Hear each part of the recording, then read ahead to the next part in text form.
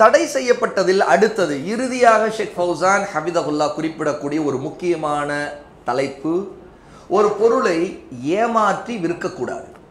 இதற்கு முன்னாடி நம்ம பார்த்ததெல்லாம் ஏமாற்றி விற்பதில் பல வகைகளை பார்த்துருக்குறோம். அதெல்லாம் பரிவர்த்தனையில் வரக்கூடிய வழிவகைகள், அதில் இருக்கக்கூடிய பிரச்சனைகளை நம்ம தனித்தனியாக பார்த்தோம். இங்கே பொருளின் குறையை மறைப்பது அல்லது வேறு ஏதாவது தில்லுமுழுகள் செய்து அந்த பொருளை விற்பனை செய்திடணும் அப்படிங்கிற நோக்கத்தோடு வியாபாரம் செய்கிறது. ஷேக் ஃபௌசான் குறிப்பிட்ட, உங்களிடம் ஒரு பொருள் உள்ளது, அந்த பொருளில் சில குறைகள் உள்ளன, அந்த குறையை நீங்கள் அறிந்து வைத்திருக்கிறீர்கள். இந்த நிலையில் அந்த பொருளின் குறையை மறைத்து அதை தெரியப்படுத்தாமல் ஒரு முஸ்லிம் சகோதரருக்கு விற்பனை நீங்கள் செய்வீர்கள் என்றால் அவரை நீங்கள் ஏமாற்றுகிறீர்கள். எனவே இந்த வகையான வியாபாரம் விற்பனை அனுமதிக்கப்படாது. இது ஏமாற்றுவது, வஞ்சிப்பது, மோசடித்தனம் செய்வது இதிலே அடங்கும் அப்படிங்கிறாங்க. ஏன்னா உங்களுக்கு குறை தெரியும், நீங்கள் ஏன் சொல்லலை? அவருக்கு தெரியாது, தெரியாதவருக்கு சொல்றது தானே உங்களுடைய கடமை. நீங்கள் மறைக்கிறீங்கன்னு அர்த்தம். அப்போ அவர் தெரிந்திருந்தால் அவர் முடிவு செய்வார், குறை இருக்குதுதான், ஆனால் நான் இதை வாங்கலாமா வேண்டாமா, குறை இருந்தாலும் இது எனக்கு இப்போ தேவையா இல்லையா என்று அவர் முடிவு செய்வார். குறை இருந்தும் அதை மறைத்து செய்வது இருக்குதே, அது ஹராம், அது ஏமாத்துறது.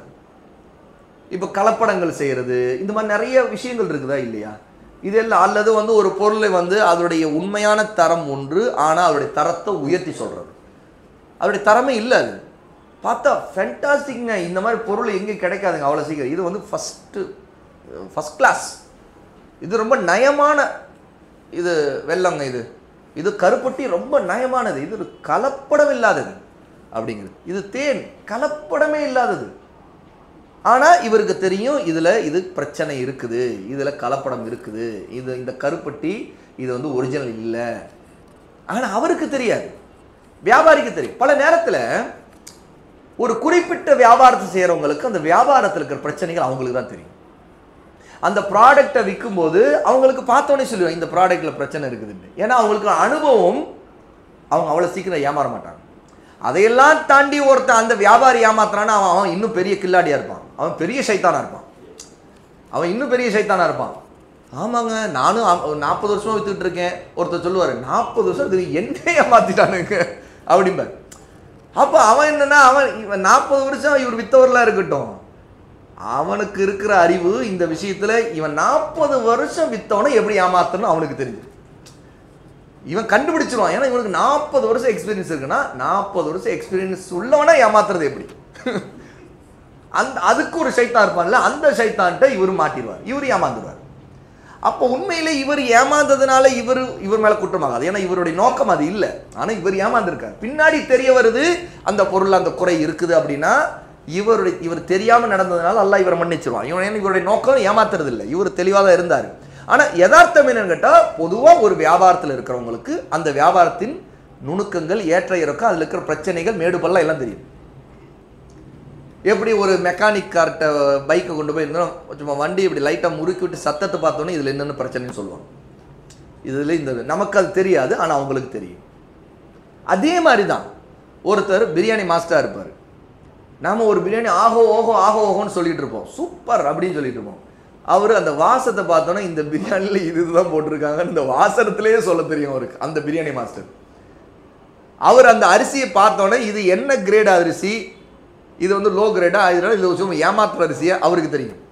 அவர் வாசனையை பார்த்தோன்னே கறி என்ன கேட்டகரி கறி அது அப்படின்னு அவருக்கு தெரியும்.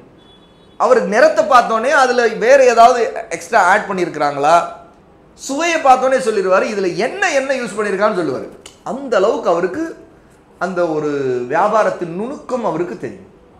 இப்போ இந்த மாதிரி ஒவ்வொரு வியாபாரத்திலும் அவங்களுக்கு அந்த வியாபாரத்தில் பல எக்ஸ்பீரியன்ஸ் காரணமாக அவங்களுக்கு தெரியும்.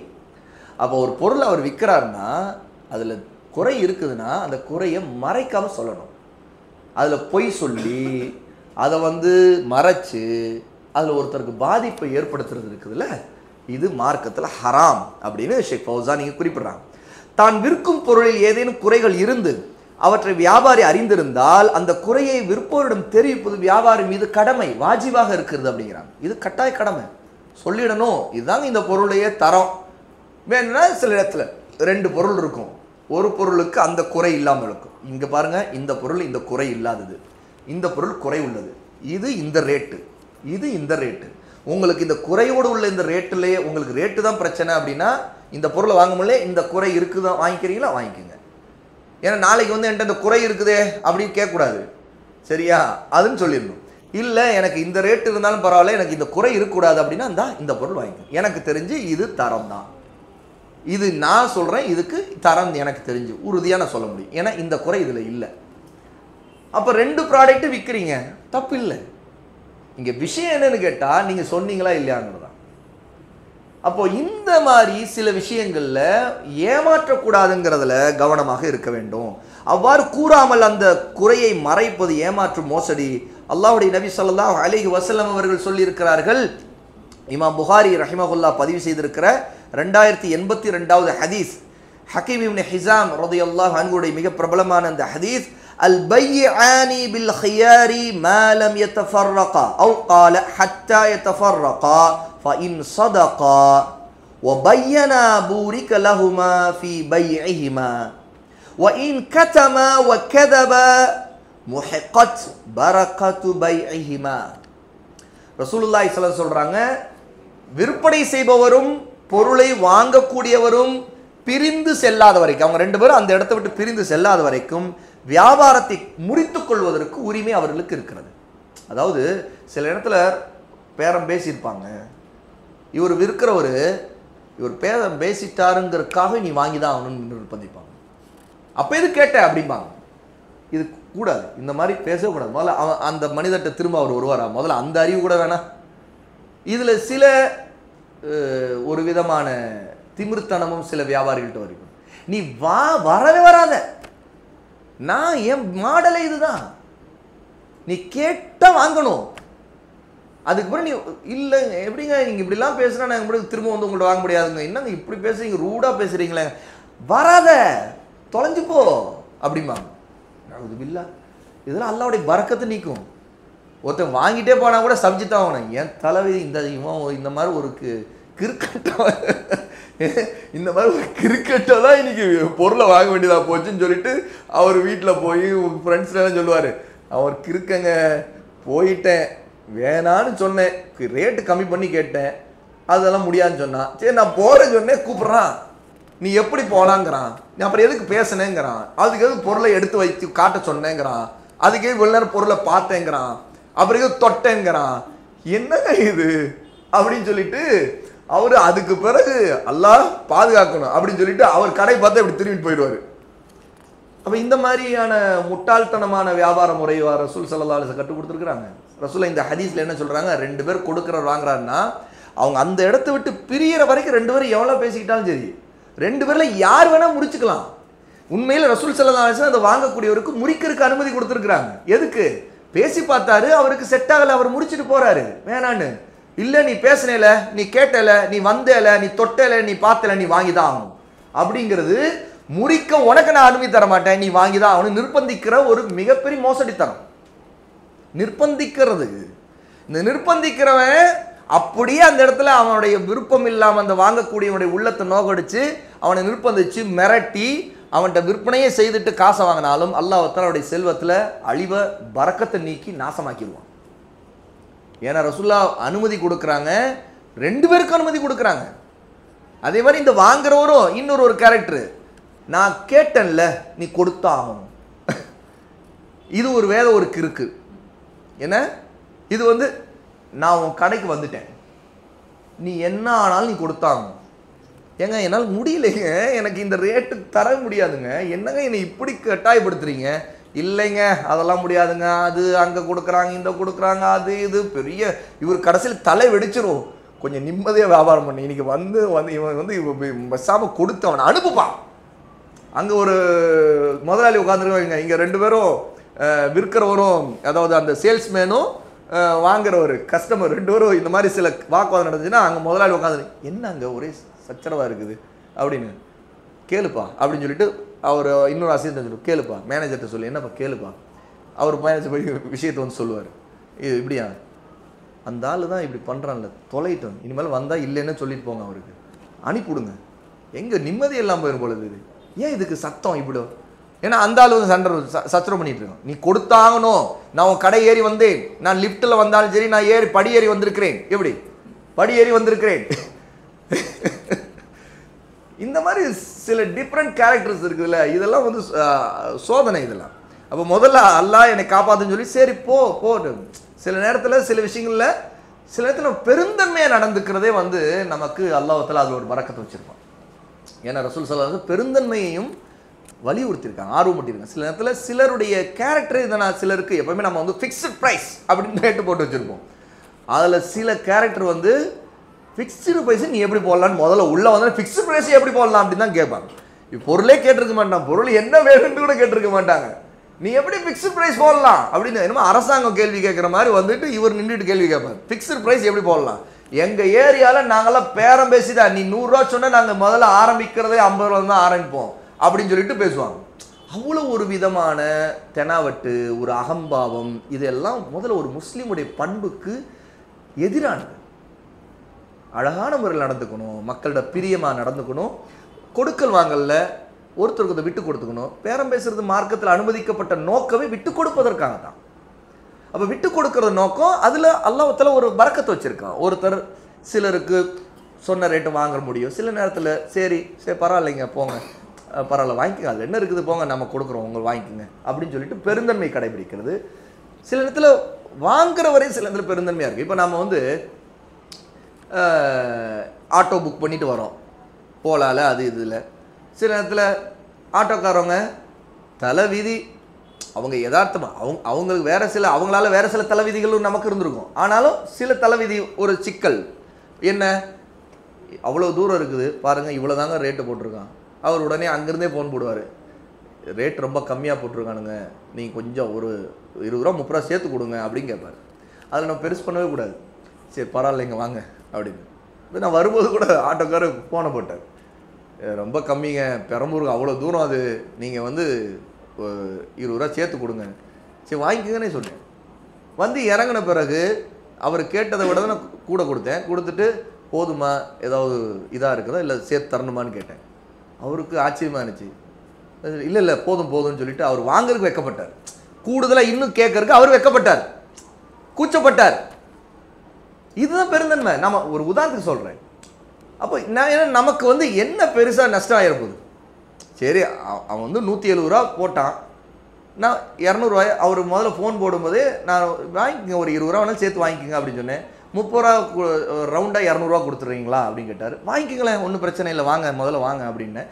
உடனே வந்தார், 200 ரூபா கொடுத்துட்டு நான் நினச்சேன், இந்த மார்க்கெட்டுக்குள்ளே நுழையும் போது நினச்சேன், இந்த மாதிரிலாம் ஆட்டோக்காரங்க மார்க்கெட்டுக்குள்ளே வந்தாலே கொஞ்சம் டென்ஷன் ஆவாங்க அப்படின்னு சொல்லிட்டு கொடுத்துட்டு 200 ரூபா கையில் கொடுத்தோடனே சொன்னேன், இல்லை போதுமா இன்னும் நான் சேர்த்து கடுக்கட்டுமான்னு சொன்னேன். இல்லை பாய் வேணாம் அப்படின்னு சொல்லி போனார். இல்லை வேணாம் அப்படின்ட்டார். அவருக்கு ஒரு கூச்சமாக இருந்துச்சு. அது நான் இன்னும் சேர்த்து தரேன், நான் தயாராக இருந்தேன், வேணா இன்னொரு 20 ரூபா கொடுத்துடலாமா அப்படின்னு நினச்சேன். ஏன்னா இது வந்து முதல்ல நம்ம மேலே ஒரு நல்ல பிரியத்தையும் ஒரு மதிப்பையுமே அவங்களுக்கு ஏற்படுத்தும். நம்ம வந்து ரொம்ப சிம்பிளாக ஒரு 10 ரூபாவில் நமக்கான மதிப்பை வாங்கிக்குவோம், பல டென்ஷன் இல்லாமல் போகும். இது சில சூழ்நிலைக்கு ஏற்ற மாதிரி நம்ம அது வந்து பெருசுப்படுத்தாமல் நம்ம அங்கே பெரிய ரூல்ஸ்லாம் பேசக்கூடாது. 170 ரூபா எதுக்கு நீ அதுக்கு மேலே 1 ரூபா கேட்குற அப்படின்னு சொல்லி, அது ரொம்ப ஒரு விதமான கஞ்சத்தனமும் ஒரு விதமான அது சூழ்நிலையை புரிந்து கொள்ளாத ஒரு போக்கு அது.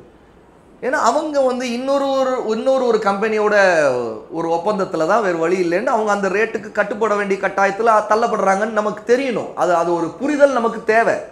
அவருக்கு தேவைங்கிறனால தான் கேட்குறாருங்கிறது. அப்போ ஒருத்தர் தேவைன்னு வாய் திறந்து கேட்குறாரு அப்படின்னா சில டைம்களில் வந்து ரொம்ப ஒரு விதமான ரூடாக பேசுகிறவங்களுடைய இது வேற. அப்போ அந்த நேரத்தில் நாம் இவன் ஒரு பெரிய முட்டாள் போல தெரியுது, இவனுக்கு முதல்ல இவனே வியாபாரம் செய்ய தெரியாது போல தெரிஞ்சு, நான் இல்லைங்க வேணாங்க சரிங்க, நமக்கே ஒரு தேவையில்லாமல் பிரச்சனை இழுத்துக்கிற மாதிரி வாக்குவாதம் வந்து நம்ம நிம்மதியாக போகிறதுக்கு எதுக்கு அதுக்கு அந்த நிம்மதிக்காக நம்ம 20 ரூபா சேர்த்து கொடுத்துட்டு போயிடலான்னு அது வேற.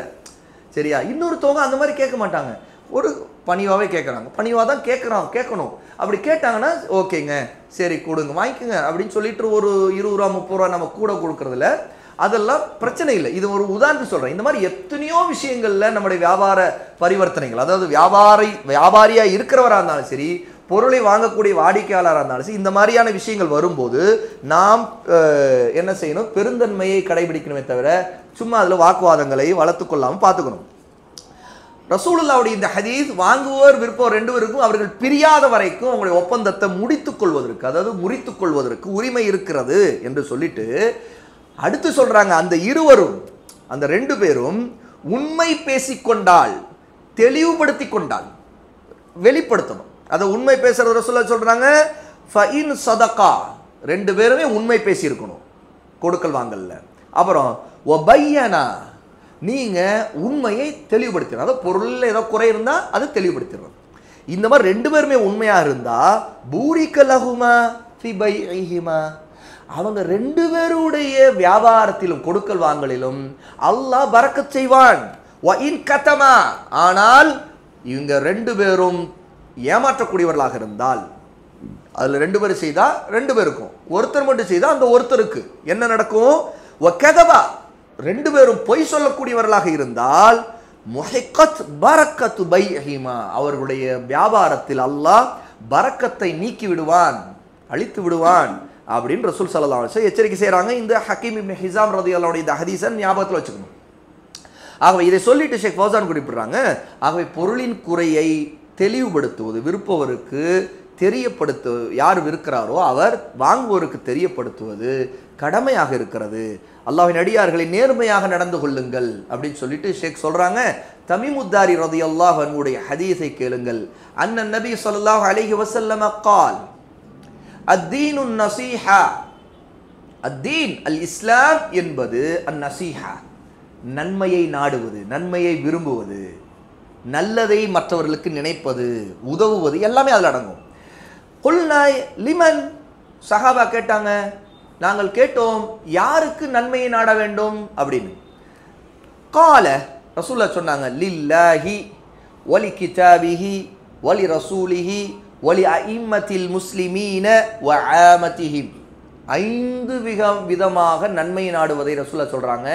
முதலாவது அல்லாஹ்வுக்கு நன்மையை நாட வேண்டும், அதான் அத்தௌஹீத், அதான் அல் ஈமானு பில்லாஹ், அதான் ஷிர்கை விட்டும் குஃப்ரை விட்டும் நிஃபாக்கை விட்டு விலகி இருப்பது, அதான் அல்லாஹ்வுக்கு கீழ்ப்படிவது, இத்தாஅத்துல்லாஹ், அல்லாஹ்வுக்கு கீழ்ப்படிவது, அல்லாஹ்வை நேசிப்பது, அவன் மீது தவக்குல் வைப்பது, அவனுக்கு தக்வாவோடு இருப்பது, அவன் முன்பு தக்வாவோடு நடந்து கொள்வது, இஹ்சானோடு அமல் செய்வது, இஹ்லாஸோடு இருப்பது, இது எல்லாமே அல்லாஹ்வுக்கு நன்மை நாடுவது.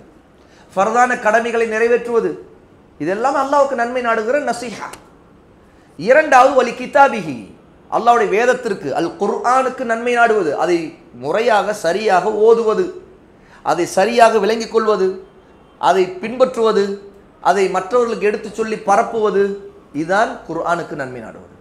வலி ரசூலிஹி, மூன்றாவது அல்லாஹ்வின் தூதருக்கு நன்மை நாடுவது, ரசூலுல்லாஹி ஸல்லல்லாஹு அலைஹி வஸல்லம் அவர்களை ஈமான் கொள்வது, அவருடைய உண்மை நிலையை ஈமான் கொள்வது, அவர்கள் அல்லாஹ்வுடைய நபி என்றும் ரசூல் என்றும் ஈமான் கொள்வது, அல்லாஹ்வுடைய மிகச்சிறந்த அப்து, மிகச்சிறந்த அடிமை, மிகச்சிறந்த ஸ்லேவ் அப்படின்னு ஈமான் கொள்வது, அல்லாஹ் தஆலா அவர்களுக்கு கொடுத்த கண்ணியத்தை நம்பிக்கை கொள்வது, அல்லாஹ் அவர்களுக்கு அறிவித்த எல்லா செய்திகளையும் உண்மை என்று நம்புவது, அல்லாஹ் தஆலா அவர்களுக்கு அதிகாரத்தை நம் மீது கொடுத்திருக்கிறான், அவர்களுக்கு நாம் கட்டுப்பட வேண்டும் என்று நம்பிக்கை கொள்வது, இத்தாஅத்துர் ரசூல் இதுல இருக்குது. அப்போ அல்லாஹ்வுடைய தூதருக்கு இத்தாஅத், கீழ்ப்படியுவது, அல்லாஹ்வின் தூதர் ஸல்லல்லாஹு அலைஹி வஸல்லம் தடுத்ததை விட்டு விலகுவது, கட்டளையிட்டதை செய்வது, அல்லாஹ்வின் தூதர் எப்படி நமக்கு மார்க்கத்தை அமல் செய்ய வேண்டும் என்று ஷரியத்தை கொடுத்தோ அந்த ஷரியத்து படித்தான் அல்லாஹ்வை வணங்குவது, இது எல்லாமே அல்லாஹ்வின் ரசூலுக்கு நம் மீது இருக்கக்கூடிய கடமையா, உரிமையாக அவர்களுக்கு நன்மை நாடுவதில் வருது. நான்காவது வலி அஇம்மத்தில் முஸ்லிமீன், முஸ்லிம்களுடைய ஆட்சி தலைவர்களுக்கு நன்மை நாடுவது, முஸ்லிம் ஆட்சியாளர்கள், ஒரு ஆட்சியாளர் முஸ்லிம் என்றாலே அவருக்கு நாம் நன்மை நாடக்கூடியவராக இருக்க வேண்டும். அவரை பற்றி புறம் பேசுவது, அவருடைய குறைகளை பகிரங்கப்படுத்துவது, அவர்களை இழிவுபடுத்துவது, அவர்களை கண்டிப்பது, பொதுவெளியில் கண்டிப்பது, அவர்களுக்கு எதிராக சூழ்ச்சி செய்வது, அவர்களுக்கு எதிராக வெறுப்பை பரப்புவது, அவர்கள் மீது குரோதத்தை உண்டு பண்ணக்கூடிய காரியங்களை செய்வது, அவர்களுக்கு எதிராக ரகசிய கூட்டங்கள் நடத்துவது, அல்லது அவர்களுக்கு எதிராக வாளேந்துவது, கிளர்ச்சி செய்வது, அல்லது கிளர்ச்சிக்கு தூண்டி விடுவது, இது எல்லாமே முஸ்லிம்களின் ஆட்சியாளருக்கு எதிராக செய்யக்கூடிய அநியாயம், ظுல்ம். இது ஹவாரிஜிகளுடைய பாதை. ஹவாரிஜிகளாக இருக்கக்கூடியவங்க தான் முஸ்லிம் ஆட்சியாளர்களுக்கு எதிராக இந்த காரியங்களை செய்தாங்க. அதனுடைய உச்சகட்டம் தான் உஸ்மான் ரலியல்லாஹு அன்ஹு கொல்லப்பட்டாங்க, படுகொலை செய்யப்பட்டாங்க. அதனுடைய உச்சகட்டம் தான் அலி ரலியல்லாஹு அன்ஹு படுகொலை செய்யப்பட்டாங்க. நம்முடைய அமீருல் முஃமினீன்களா இருந்த ரெண்டு மிக முக்கியமான குலஃபா ராஷிதுகளுக்கு 2 பேரும் கொலை செய்யப்பட்டதுக்கு முக்கியமான காரணம் ஹவாரிஜிகள் தான். என்ன காரணம்? அந்த ஆட்சியாளருக்கு எதிராக அவங்க செய்துகிட்டு இருந்த உள் வேலை, உள்ளடிகள், சைத்தானிய நோக்கம். அவங்களுடைய ஏதேனும் குறைகள் இருந்தால் மக்கள் மத்தியில் போய் அதை பரப்புறது, பொதுவெளியில் பரப்புது. ஆகவே தான் அஹ்லு சுன்னா வல் ஜமாஉடைய உசூல்களில் ஒன்று முஸ்லீமாக இருக்கக்கூடிய ஒரு ஆட்சியாளர், அவர் அநியாயக்காரராகவே இருந்தாலும் சரி, அவர் அல்லாஹ்வுக்கு மாறு செய்யக்கூடிய பாவங்களில் ஈடுபடக்கூடியவராக அல்லது தன்னுடைய அல்லாஹ்வின் அடியார்களுக்கு அநியாயம் செய்யக்கூடியவராக, மக்களுடைய பொருளை பறிக்கிறவராக அல்ல கொலை செய்கிறவராக எப்படி இருந்திருந்தாலும் சரி, அவர் அல்லாஹ்வை வணங்கக்கூடிய ஒரு முஸ்லீம்ங்கிற நிலை, தொழுகையாளிங்கிற நிலை, அவர்கிட்ட குஃப்ரு இல்லை, தெளிவான பகிரங்கமான வெளிப்படையான குஃப்ருக்கு உறுதி இல்லை, நிரூபிக்கப்படவில்லை என்றால் அவருக்கு எதிராக பேசுவது, சமூகத்திலே பேசுவது ஹராம். அவரை இழிவுபடுத்துவது, அவரை கேவலமான வார்த்தைகளால் திட்டுவது ஹராம். ஷேக் அப்துல் அசீஸ் இப்னு பாஸ் ரஹிமஹுல்லாஹ் சொன்னார்கள், தீமையை தடுக்கின்ற நோக்கத்தில் கூட ஒரு மனிதர் ஒரு முஸ்லீம் ஆட்சியாளர் மிம்பர் படியிலோ அல்லது வேறு வகையிலோ அல்லது புத்தகத்திலோ அல்லது வேறு வகையிலோ அவரை குறிப்பிட்டு என்ன பேசுவது, அவருடைய குறைகளை பகிரங்கப்படுத்துவது ஹராம். தீமை இருந்தால் அந்த தீமையை தான் சுட்டி காட்ட வேண்டும். ஒரு முஸ்லீம் ஆட்சியாளர் வட்டியை அனுமதித்து விட்டார் அல்லது விபச்சாரத்தை ஆட்டம் பாட்டம் அனுமதித்து விட்டார், நாம சொல்ல வேண்டியது அந்த ஆடுதல் பாடுதல் ஹராம், மார்க்கத்தில் இது ஹராம், இதை விட்டு விலகிக் கொள்ளுங்கள், இதுதான் சொல்லணுமே தவிர இந்த இதெல்லாம் அனுமதிச்சானே அந்த கேடு கட்டவன் தான் எல்லாத்துக்கும் காரணம், அவனுக்கு எதிராக முதல்ல நிற்கணும், அவனை முதல்ல தூக்கணும் அல்லது அவனை கேவலப்படுத்தணும், மக்களே பாருங்க இதுக்கெல்லாம் யாரு காரணம் நல்லா பார்த்துங்க பார்த்துங்க பார்த்துங்கன்னு சொல்லி தூண்டி விடணும். இந்த எண்ணம் வருது இல்லையே, இதுக்கு பேரு தான் இந்த மாதிரி செய்கிறவங்களை தான் அல் ஹவாரிஜுல் கஅதிய்யா என்று சொல்லப்படும். அல் ஹவாரிஜுல் கஅதிய்யா என்று சொன்னால் உட்கார்ந்து கொண்டே உசுப்பிக்கொண்டே இருக்கக்கூடிய ஹவாரிஜுகள்னு அர்த்தம். சலஃப்ல முதல்ல அல் ஹவாரிஜுல் கஅதிய்யா தான் வெளிப்பட்ட வாளெடுக்கக்கூடிய ஹவாரிஜுகளுக்கு முக்கியமான காரணமாக இருந்தாங்க. ஏன்னா இவங்க தான் சாதாரணமாக அமைதியாக இருக்கிற மக்கள் மத்தியில் கூட பேச்சின் மூலமாக தூண்டிக்கிட்டே இருந்தோம், உட்கார்ந்துக்கிட்டே தூண்டி விடுறது. இன்னைக்கு முகநூல்ல நிறைய இந்த மாதிரியான காரியங்களை செய்கிறவங்க இருக்கிறாங்களா இல்லையா, இஹ்வானிய சிந்தனை உள்ளவங்க அல்லது தன்னை சலஃபினை சொல்லிட்டு இந்த மாதிரி இஹ்வானிச போக்கில் முஸ்லீம் சமூகத்துக்குள்ள ஃபித்னா பண்ணக்கூடிய வழிகட்ட சிந்தனைக்கு தாக்கத்துக்கு ஆளான மக்கள் இவங்கெல்லாம் அல் ஹவாரிஜுல் கஅதிய்யா. நம்முடைய சலஃபில் ஒரு கூற்று இருக்குது, அல் ஹவாரிஜுல் கஅதிய்யா, உட்கார்ந்து கொண்டே உசப்பக்கூடிய ஹவாரிஜுகள் வாளெடுத்து போர் புரியக்கூடிய ஹவாரிஜுகளை விட ஆபத்தானவர்கள். அப்படி ஏன் தெரியுமா? வாள் எடுத்து போருக்கு வரக்கூடிய ஆபத்தை, கிளர்ச்சி செய்யக்கூடிய ஆபத்தானவனை எளிமையா ஆட்சியாளர் கண்டுபிடிச்சிருவாங்க, பிடிச்சிருவாங்க. அவன் வாள் எடுத்துட்டு கொல்லறக்கு வரான், ராணுவத்தை அனுப்பிச்சிருவான், உடனே அவனை புடி அப்படின்ட்டுருவாங்க. ஆனா இந்த உட்கார்ந்துக்கிட்டு சைத்தா வேலை பண்ற ஃபித்னாவாதிகள் இருக்காங்கல்ல, இந்த அல் ஹவாரிஜுல் கஅதிய்யா, இவங்க ரகசியமாகவே எல்லா வேலையும் செய்துட்டு இருப்பாங்க. இதை முதல்ல தொடங்கி வச்சேன் அப்துல்லா இப்னு சபா, யூதனா இருந்து முஸ்லீமா தன்னை காட்டிட்டு வந்த முனாஃபிக். அவன் தான் முதல் உஸ்மான் ரலியல்லாஹு அன்ஹு படுகொலைக்கு முக்கியமான காரணம். அவன் ஒரு ஹவாரிஜுல் கஅதிய்யா. அவன் ஊரா தேசமா போய் உஸ்மான் ரலியல்லாஹு சில குறைகளை பகிரங்கப்படுத்தி அதை பெருசுபடுத்தி அது அவதூறை கலந்து விட்டு உஸ்மான் ரலியல்லாஹு குடும்பத்துக்கு தான் முக்கியத்துவம் கொடுக்குற, அவங்கள தான் ஆட்சியில் உட்கார வைக்கிறாரு. இதெல்லாம் நீங்க கேட்க மாட்டீங்களா, சும்மா கேட்க மாட்டீங்களா அப்படின்னு சொல்லிட்டு அப்படியே போயிடுறது, கடந்து போயிடுறது. பாருங்க என்ன நடக்கும் உங்களுக்கு தெரியாத, நீங்க இங்க இருக்கிறீங்க, அங்க என்ன நடக்கலாம் உங்களுக்கு தெரியாதா, அது அங்க நடக்குது. இப்போ இதை செய்துட்டு இருக்கிற சைத்தான் வேலை செய்யக்கூடியவங்க என்ன செய்யறாங்க, அவங்க வீடியோ எடுத்து போடுறது, போட்டோ எடுத்து போடுறது, நமக்கே தெரியாம இருக்கும். ஆனா இந்த வெறுப்பு நமக்கு வரணும்ல, உள்ளத்துல நமக்கு வரணுமே, சவுதியில் இது நடக்குது அது நடக்குது பாருங்க, இந்த வீடியோ பாருங்க அந்த வீடியோ பாருங்க, என்னென்ன ஆட்டம் போடுறாங்க பாருங்க அப்படின்னு சொல்லிட்டு இந்த வெறுப்புணர்ச்சி நமக்குள்ள ஊட்டுறது, இப்படி ஊட்டிட்டு இந்த சைத்தான் வேலையை பண்றது. இந்த சைத்தா வேலை பண்றவங்கள முதல்ல சமூகத்திலிருந்து தனியாக வச்சிடணும். ஏன்னா அவங்க மிகப்பெரிய அபாயமானவர்கள். ஏன் தெரியுமா? அவங்க இளைஞர்களை வழி எடுத்துருவாங்க. ஏன்னா இளைஞர் யதார்த்தமாகவே ரத்த சூடுக்கு யதார்த்தமே ஆளாகிறவன். கொஞ்சம் மார்க்கம் அதுன்னா என்னவோ செய்யணுங்க, என்ன செய்யறதுன்னா தெரியல அப்படின்னு சும்மா இதை நீ பரப்புனாலே நீ உன்னுடைய கடமை நீ செய்துட்ட. கஸால நடக்குது தெரியலையா, பாரு இந்த வீடியோ பாரு, அந்த வீடியோ பாரு, செய், ஏதாவது செய். அப்போ சபிக்கிறது, திட்டுறது, அப்படி ஒரு லெவல்ல இவர் ஆரம்பிச்சு வச்சா இன்னொருத்தன் அடுத்த லெவலுக்கு போவான், அடுத்தவன் இன்னொரு லெவல்ல போவான், இன்னொருத்தன் இன்னும் மோசமானவனா போவான். இதெல்லாம் நம்முடைய சலஃபி அஹ்லு சுன்னாவுடைய மூத்த உலமாக்கள் கடுமையா கண்டிச்சிருக்காங்க. இது எல்லாமே ஹவாரிஜுடைய பாரு.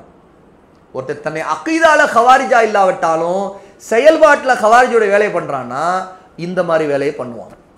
அல்லது அல்லாவுக்கு அஞ்சக்கூடியவர்கள் இந்த மாதிரி அல் ஹவாரிஜுல் கதியாவுடைய பாதையிலிருந்து முற்றிலும் விலகணுங்கிறது இந்த இடத்துல மிக முக்கியமாக சொல்லிக்கிறேன். ஏன்னா இந்த இடத்துல அல்லாஹ்வுடைய ரசூல் ஸல்லல்லாஹு அலைஹி வஸல்லம் சொல்ற வலி அஇம்மத்தில் முஸ்லிமீன், முஸ்லிமுடைய ஆட்சி தலைவர்களுக்கு நன்மை நாடுவதை அத்தீனுன் நஸீஹா, அது தீன் சொல்றாங்க. இது வீணான விஷயம் இல்லை, தீன். இது ஒருத்தர் இதுக்கு மாறா நடக்கிறான்னா அவன் தீன்ல இல்லை, இந்த விஷயத்துல அவன் தீன்ல இல்லை, அவன் வழிகட்ட பாதையை எடுத்துக்கொண்டான்னு அர்த்தம். அப்போ நாம இதுல எச்சரிக்கையா இருக்கணும், அல்லாஹ்வுக்கு பயப்படணும். நான் அத்தீனுன் நஸீஹால என்னுடைய நபி எங்களுக்கு சொல்லி இருக்கிறாங்க, வலி அஇம்மத்தில் முஸ்லிமீன், முஸ்லிம்களுடைய ஆட்சியாளர் ஒருத்தர் இருக்காருன்னா அல்லாஹ் அவரை கண்ணியப்படுத்திட்டான். அவருக்கு சில காரியங்கள்ல கேவலமானவராக இருந்தாலும் சரி, எங்களுக்கு அவர் முஸ்லீம்கள் வலியுல்லாம அல்லாஹ் அவரை கண்ணியப்படுத்தியிருக்கான். அல்லாஹ் அவருக்கு ஆட்சி கொடுத்திருக்கிறான். அவர் ஆட்சி விட்டு இல்லாமல் போனா அல்லாஹ் அவரை இழிவுபடுத்திடுவான். அல்லாஹ் தான் ஆட்சி கொடுத்து கண்ணியப்படுத்துறது, அல்லாஹ் தான் ஆட்சி எடுத்து இழிவுபடுத்துறது. நீ என்ன இழிவுபடுத்துறது? அந்த உரிமை நமக்கு இல்லை. ஏன்னா நாம அத்தீனு நஸீஹாங்கிறது இந்த தீன்ல இருக்கிறவங்க இந்த கட்டுப்பாட்டுக்குள்ள வரம்புக்குள்ள நிற்கணும், அல்லாஹ்வுக்கு பயப்படணும்.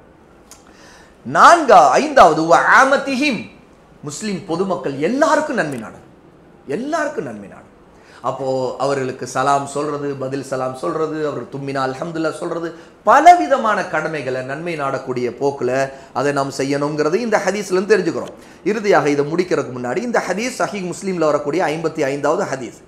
எனவே ஒரு முஸ்லீம் பிறருக்கு நலம் நாடக்கூடியவராக இருக்க வேண்டும், தனது வியாபாரத்தை நேர்மையான முறையில் அமைத்துக் கொள்ள வேண்டும். ஏனெனில் பிறருக்கு நலம் நாடுதல் என்பதிலே அவரை மற்றவர்கள் ஏமாற்றாமல், குறைகளை மறைக்காமல் வெளிப்படுத்துவது இருக்கிறது. ஏனென்றால் அவர் ஏமாற்றப்பட்டு விட்டால் அவர் வருத்தப்படுவார். ஒரு வியாபாரி நீதமான முறையில் நீதியோடு நடந்து கொள்ள வேண்டும் அப்படிங்கிறாங்க. கடைசி ஒரு ஹதீஸை ஷேக் குறிப்பிடுறாங்க, அன்ன ரசூலுல்லாஹி ஸல்லல்லாஹு அலைஹி வஸல்லம் மர்ர அலா சுப்ரதி தஆமின் ஃபஅத்கல யதஹு ஃபீஹா ஃபனாலத் அஸாபிஉஹு பலலன் ஃபகால மா ஹாதா யா صاحب الطعام قال أصابته السماء يا رسول الله قال أفلا جعلته فوق الطعام கை யராஹு الناس من غش فليس مني. ரசூலுல்லாஹி ஸல்லல்லாஹு அலைஹி வஸல்லம் வியாபாரம் நடக்கக்கூடிய ஒரு சந்தை மதீனாவில் போகிறாங்க. ஒரு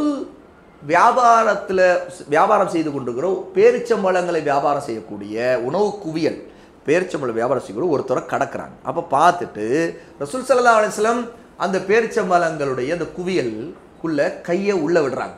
உள்ள விட்டு எடுக்கிறாங்க. உள்ளே இருக்கிற பேரிச்சம்பழம் ஈரமாக இருக்கின்றது. அவருடைய ஈரம் ரசூலுடைய விரல்களில் படுகிறது. உடனே ரசூல் ஸல்லல்லாஹு அலைஹி வஸல்லம் உணவு இந்த விற்கிறவருடைய உரிமையாளரே, என்ன இது மஹாதா, இது என்ன நீங்கள் இப்படி பண்ணியிருக்கீங்க, மஹாதா யா சாஹிபத் தஆம், இந்த உணவை விற்கிறவருடைய உரிமையாளரே என்ன இது அப்படின்னு கேட்குறாங்க. அப்போது அந்த மனிதர் சொன்னார், யா ரசூலுல்லாஹ், இது மலையுடைய சாரல் பற்றுச்சு, தூறல் விழுந்துருச்சு, அதனால் ஈரமாகி விட்டது அல்லாஹ்வின் தூதரே என்று சொன்னார். அப்போது ரசூல் ஸல்லல்லாஹு அலைஹி வஸல்லம் அவர்கள், ஈரமானதை நீ மக்கள் பார்க்கும் விதமாக வைத்திருக்க வேண்டாமா, நீ வெளியே தெரிகிற மாதிரி வச்சிருக்கணுமே, அப்போ ஈரம்னு இது தெரியணும், நீ மேலே காஞ்சதை வச்சிருக்கிற, உள்ள மட்டும் ஈரமானது இருக்குது, அப்போ யதார்த்தம் என்ன ஆகும், மக்கள் எல்லாம் காஞ்சதான் நினச்சிட்டு எடை போட்டு வாங்கிட்டு போவாங்க, அப்போ ஈரமானதை நீ கலந்து விட்ட மாதிரி ஆயிருமே, எடையில் அது வித்தியாசப்படுமே, அதுதான் கருத்து. அப்போ நீ வெளியே வைத்திருக்கணும், ஏன் மறைக்கிறாய் அப்படிங்கிறதான் ரசூலுல்லாஹ் கேட்டுட்டு, மோசடி செய்யக்கூடியவர் என்னை சேர்ந்தவர் அல்லங்கிறாங்க. அபூ ஹுரைரா ரலியல்லாஹு அன்ஹு அறிவிக்கக்கூடிய இந்த ஹதீஸ் சஹீஹ் முஸ்லிமில் 102வது ஹதீஸாக இடம்பெறுது. அப்போது இந்த மாதிரி விஷயங்களில் எச்சரிக்கையாக இருக்கணும். ஆகவே பொருளில் விற்கக்கூடிய சரக்குல குறைபாடு இருக்குன்னா வாங்கக்கூடியவருக்கு தெரியும், அவருக்கு நல்லாவே தெரிஞ்சுதான் வாங்குறாரு அப்படின்னா அந்த குறையும் வெளிப்படையாக தெரியுதுன்னா வேற. ஈரமானது வெளியே தெரிஞ்சுன்னா வாங்குறவருக்கு ஈரமானது தெரியத்தானே செய்யும். ஆனால் மேலே மறைச்சு அதுக்கு மேலே காஞ்சதை வச்சுட்டா அப்போ வாங்குறவர் காஞ்சதை நினச்சிக்கிட்டு வாங்குவார். சரியா? இதனால பாதிக்கப்படுறப்ப தான் நாம் என்ன செய்ய வேண்டியதாக இருக்குது, நாம கையை நாமளே விட்டு பார்க்க வேண்டியதாக இருக்குது, ஈரமாக இருக்குதான்ட்டு. இங்கே ரசூலை கை விடுறாங்க, ஆனால் விற்கிறவர் மேலே நமக்கு இப்படிலாம் சந்தேகம் வர்றதுனால தான் மாற்றி கொடுத்துரும். ஒரு தடவை வாங்கிட்டு இன்னொரு தடவை என்ன செய்வோம், வேறு வழியில் அவட்ட தான் வாங்கணும்னா நேராக கொஞ்சம் தள்ளி விட்டுட்டு ஈரமானதுக்குதா அப்படின்னா மேலே அப்போ நாமளே பொறுக்க ஆரம்பிப்போம். பெண்கள் வந்து காய்கறி கடையில் போய் பொறுக்கிறதுக்கு காரணம் என்ன, எல்லாம் கலந்து விட்டுருப்பாங்க, நாம தான் உஷாராக வாங்கணுங்கிறாங்களா இல்லையா? அந்த மாதிரி மறைக்கிறது கூடாது, நமக்கு உரிமையை நாம் கொடுக்கணும். அவங்களுக்கு தேவையான அதை பொறுக்கி கொள்ள, நம்ம எடுத்துக்கொள்ள, குறைகளை மறைச்சு அந்த பழுதடைஞ்சது இது எல்லாத்தையும் சேர்த்து கலந்து கலப்படம் செய்து இந்த மாதிரியான விஷயங்களில் வியாபாரத்தை செய்யக்கூடாது அப்படிங்கிறதையும் ஷேக் அவர்கள் இங்கே குறிப்பிட்டு இந்த தலைப்பில் அல் புயூஉல் மன்ஹூ அன்ஹா ஃபில் இஸ்லாமுடைய இந்த தலைப்பை ஷேக் அவர்கள் அல்லாஹ்வோட துவா செய்கிறாங்க. ஆகவே யா அல்லாஹ், நீ ஹலாலாக்கியதை கொண்டு எங்களுக்கு போதுமானதாக ஆக்குவாயாக, ஹராமானதை விட்டு தேவையற்றவர்களாக எங்களை ஆக்குவாயாக. நீ வழங்கும் உனது அருட்கொடைகள் நியமத்துகள் அதுவே எங்களுக்கு போதுமானது, எங்களை பிறரிடம் தேவை ஆகாதவர்களாக எங்களை ஆக்குவாயாக, எங்களை மன்னிப்பாயாக, எங்களுக்கு கருணை காட்டுவாயாக. யா அல்லாஹ், உன்னிடமே திரும்புகிறோம் என்று சொல்லி ரசூலுல்லாஹி ஸல்லல்லாஹு அலைஹி வஸல்லம் அவர்கள் மீது ஸலவாத்தை சொல்லி ஷேக் அவர்கள் தன்னுடைய உரையை, தன்னுடைய இந்த புத்தகத்தின் பகுதியை நிறைவு செய்கிறாங்க. அடுத்து இன்ஷா அல்லாஹ் நம்முடைய மதிய அமர்வில் அடுத்த பகுதி இன்னும் சில கருத்துக்கள் உள்ள மிக முக்கியமான சட்டங்களை பார்ப்போம். வ ஆஹிர் தஅவானா அல்ஹம்துலில்லாஹி ரப்பில் ஆலமீன்.